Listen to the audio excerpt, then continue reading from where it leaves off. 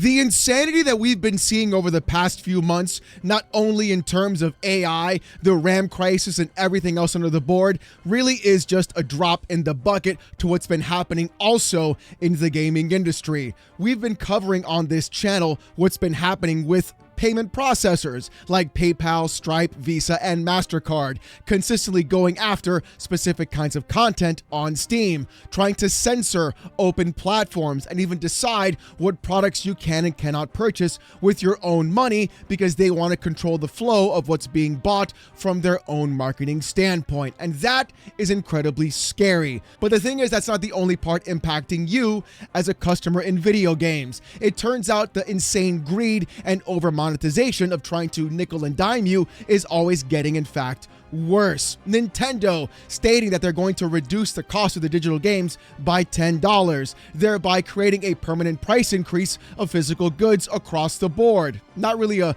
good sign, and really just a way to coerce you into digital products only to keep you stuck in their ecosystem. On top of that, Nintendo has also introduced variable rate pricing, which means that even though they're going to reduce the cost of digital goods, they're still raising the price of games, specifically determining whether or not a game is good or worth your actual money, or if it hits your nostalgia button, they'll increase the price of that game to $80 or maybe even higher, thereby reducing the cost of digital goods by $10, still making you pay more, by the way. Always a ton of fun with that company. Then we have PlayStation as well, adding dynamic rate pricing into their storefronts, literally monetizing you even worse. If you buy a lot of games, they'll give you a discount, but not as big of a discount as someone who doesn't buy a lot of games, meaning that the more money you give PlayStation, the more they're going to try and squeeze out of you. The less money you give them, the more they're going to try and coerce you into spending more money in the first place and bringing you up to that level by reducing that discount overall. Every single one of these companies has been doing everything they possibly can to exert one thing and one thing only: control over you and what you purchase and how you buy things, and also how much you spend. But the thing is, it's going to get even crazier because those two things today are going to be directly impacted in what's been happening with Valve and Steam. That's right, we're going to talk about how Steam again is now exposing the true greed of the gaming industry and also catching a major W overall. What Valve did the other day is going to directly expose every publisher and every developer, and it's going to prove whether or not that dev is trying to scam you out of as much money as possible, or if they're actually trying to build a community and properly pricing their games. Not only that, but it looks like the FTC is finally stepping in and stopping the insane censorship of what's been happening with payment processors and video games. Check it out. According to Ayaka Mods, they said this on Twitter: just now, the FTC warned PayPal, Stripe, Visa, and MasterCard. The Federal Trade Commission Chairman Andrew Ferguson sent letters on Thursday to the CEOs of PayPal, Stripe, Visa, and MasterCard, warning them against debanking practices, including denying access to services due to a customer's lawful business activities. Chairman Andrew Ferguson sent letters citing the Trump 2025 executive order, calling it, quote, inconsistent with American values to shut law-abiding citizens out of the financial system, no more weaponizing banks and payment processors against free speech, anime, NSFW, and hentai content. Oh yes, it looks like some good news is finally coming down the line with the censorship that's been happening with Steam and even other major companies that are trying to go ahead and sell you content that literally is legal, even though the merchant banks are trying to decide whether or not you should be able to buy that product in the first place. Remember, this happened about 6 months ago, where all these payment processors were trying to pull money away from Valve, either by restricting currencies on the platform or by forcing Valve to remove the games on their platform due to the merchant banks. It all happened with those old harpies from Australia. Remember Collective Shout? Yeah, this all started with them. Possibly just a psyop and a patsy being used by companies like Visa, MasterCard, PayPal, Stripe, and etc. to force Valve to add new rules into their own storefront, determining what can and cannot be purchased. It also impacted storefronts like itch.io. Hell, even GOG took a step up against the entire process and decided to host all of their NSFW content on their store page as well. It's not a law just yet, and they're not able to enforce it. However, this is a good first step in stopping these payment processors from determining what you can and cannot buy with your money, whether or not it's Visa trying to restrict specific kinds of content in Japan, or MasterCard putting Valve on a blacklist to where it's difficult for them to get merchant banks and process payments. This is going to be the right first step in what's been happening in the space. And clearly what the FTC is doing is finally right, because the thing is, these banks should not control what you can and cannot buy, and neither should the government either, especially if it's a legal thing to purchase. But here's parts of that letter from the FTC, so let's check it out.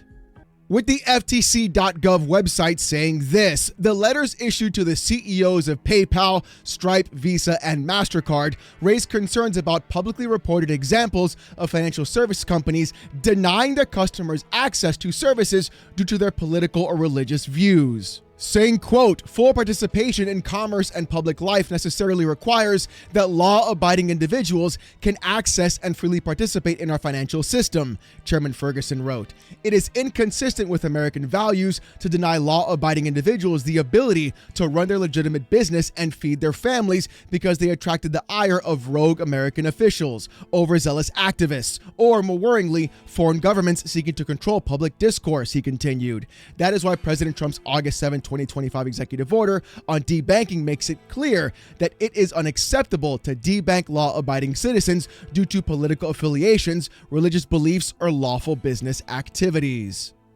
The letters warned the companies that any act or practice to deplatform customers or deny them access to financial products or services, or to facilitate such conduct by other companies that is inconsistent with their terms of service or a customer's reasonable expectations, may violate the FTC Act and could lead to an FTC investigation and potential enforcement action. This is an absolute huge win for Valve and even the platform of Steam. What you've had for the last 6 months are all of those companies, PayPal stopping actual currencies for being used by 90% of the actual planet on Steam, the UK government requiring ID verification, and Valve skirting that around and saying, you know what, we're not going to take IDs, we're going to use a credit card instead, which requires an ID in the UK for you to access these services, which is also an incredibly smart way of getting around the UK trying to impose their laws into US actual companies, or even impose their laws across the world. At the same time, while Visa and MasterCard were also restricting Valve and sending letters to merchant banks telling them to stop working with Valve in the first place, to go ahead and use a different merchant bank and restrict the products on sale for Steam on that platform, forcing again Valve, like I said before, to create new rules for Steam and also remove actual games that were being sold on Steam in the first place.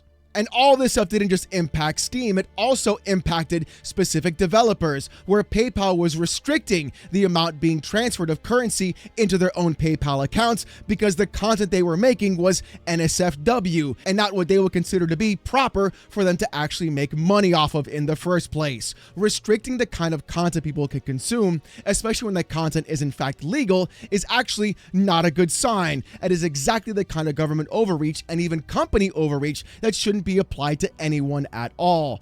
This letter by the FTC truly shows that we're finally getting some proper involvement into this space, where these banking companies were then running roughshod across every other space and restricting the products that you can and cannot buy, whether it was anime, whether it was hentai, whether it was video games, whether it was any kind of movie that you wanted to watch as well. They do not get to determine what kind of content you get to watch, especially as a grown adult. And to make matters even worse, they wanted to determine whether or not you were an adult by getting your ID as well, and then monitoring what kind of products you actually purchased, and then putting you on that list to determine whether or not you were a risk for that bank or for that government entity. That's why they were doing it the entire time. But the thing is, though, even though this is a huge win for Valve and for many other places, we're still not out of the woods yet, because it looks like this is just specific warnings being launched in the first place and not being placed into law. However, though, the gaming industry is not done with trying to screw you over and over again, because it also looks like we've been dealing with massive price increases,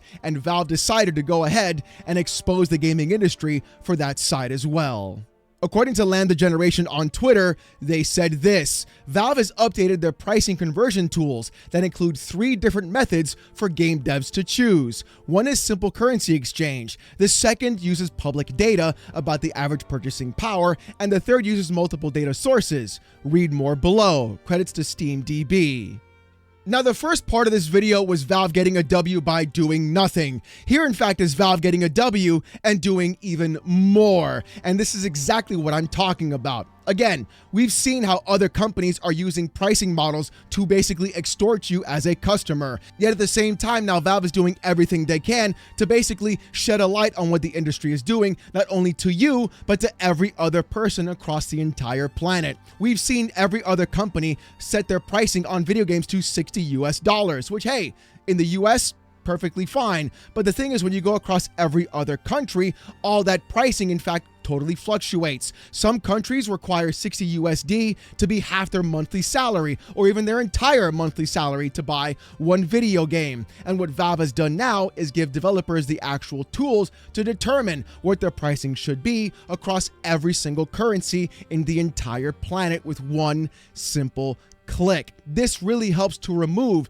the insane discrepancy that we've been seeing and help increase sales of copies across games. And now publishers and developers have no excuse to go through and adjust pricing accordingly depending upon the country they're in fact selling their games to.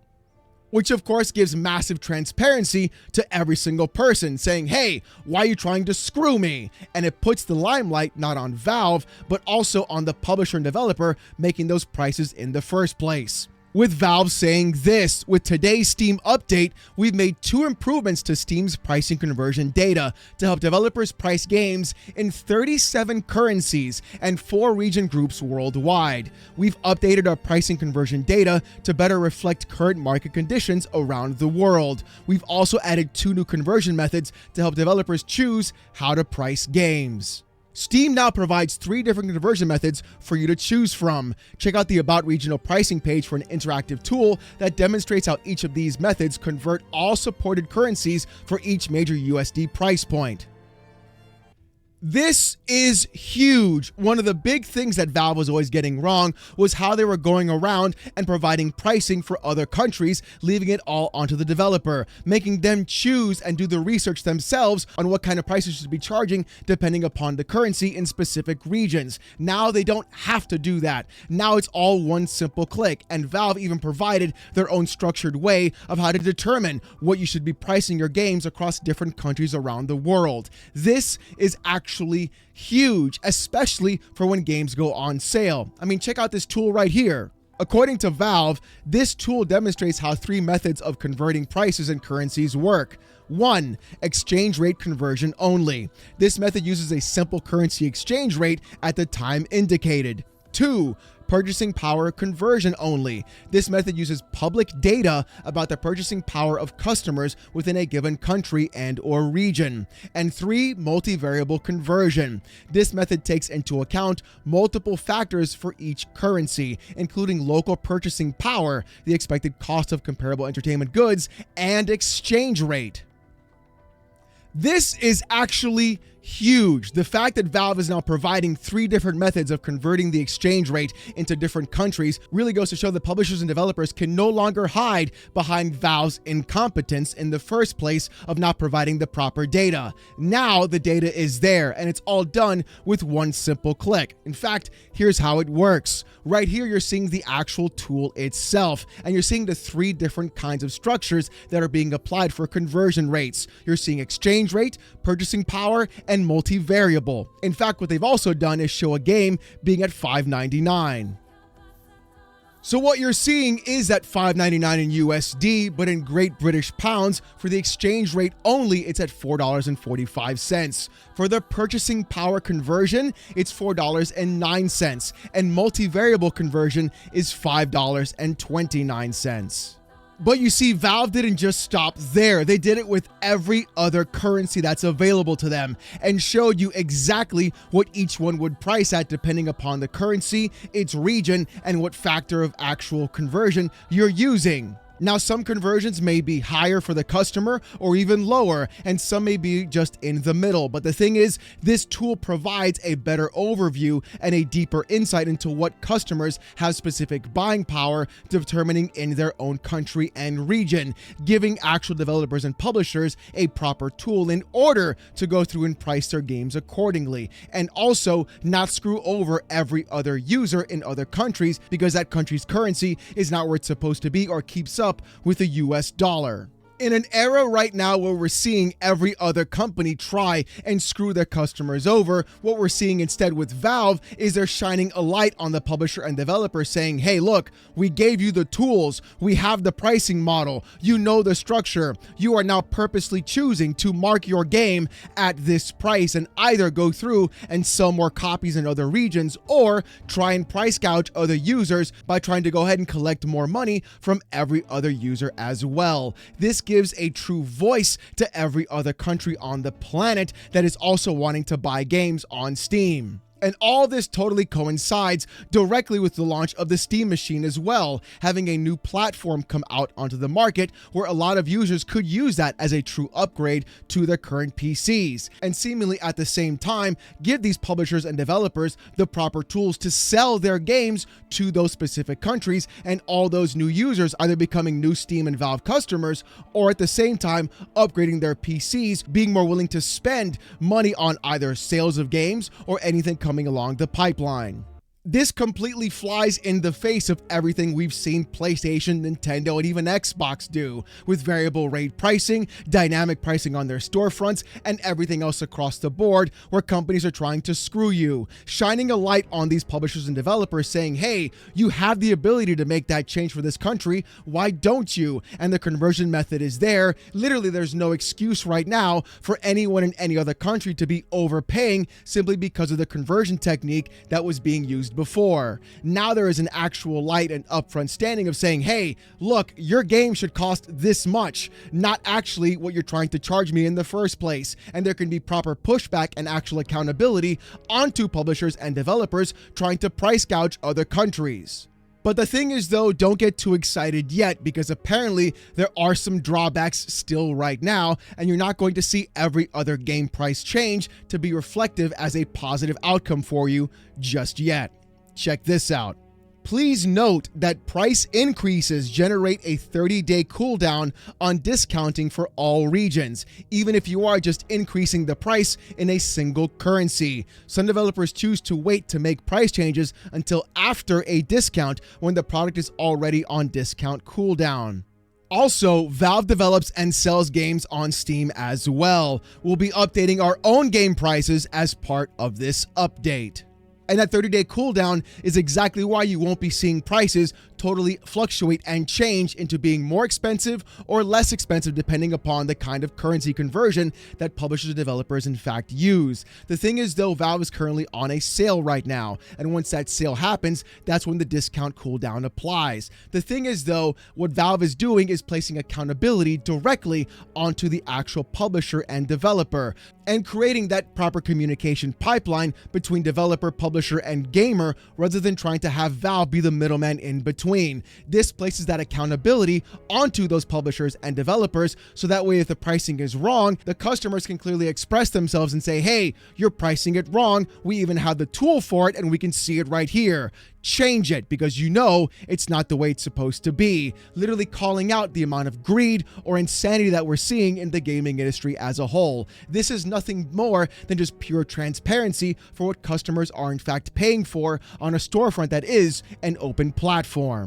If you want to know why Valve does nothing and keeps winning, well, there's your example right here. If you want to know what happens when Valve does something and wins even harder, well, there's your example right there as well. It's going to be a crazy space watching every other company try and keep up with what Valve has been doing, but placing the customer and consumer first is exactly why Valve has earned their reputation. If PlayStation didn't go ahead and do dynamic pricing, but provided a better discount for all users, regardless of your account status, it would be infinitely better. If Nintendo didn't try to monetize your nostalgia and raise the price on you and treat it like a Disney product, we would all be better for it. But instead, Instead, we all have to sadly rely on just Valve doing it. And until the other companies take a page out of this playbook, we're going to be seeing massive amounts of greed impact everyone. If you ask me, like I said before, all this is happening simply because of the Steam machine. And I think what we're going to be seeing is Valve push even harder into this space and provide true competition into not only the gaming industry, but also against the three major monoliths of PlayStation, Nintendo,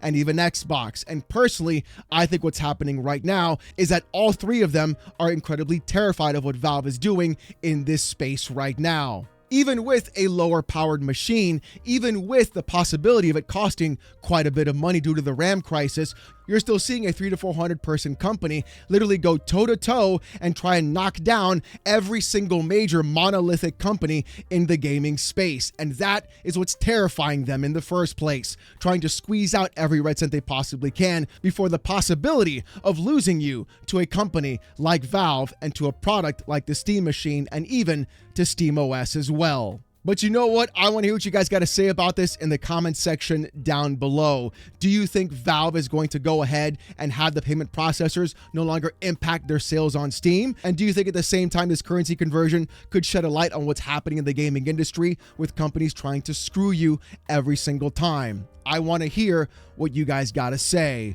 And speaking about what you got to say, here in fact is the comment of the day from yesterday's video, with Zaron Chaos saying, "This gen of consoles is a scamming generation."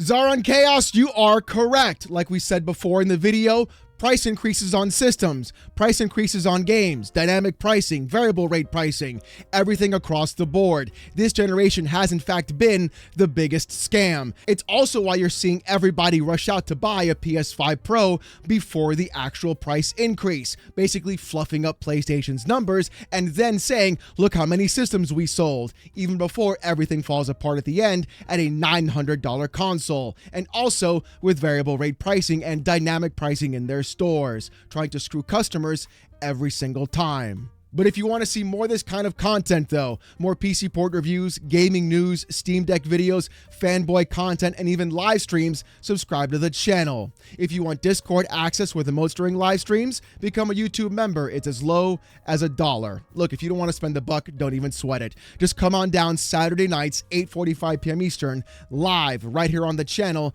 as I wear a banana suit and get insulted with AITTS. Trust me, it's a hell of a show.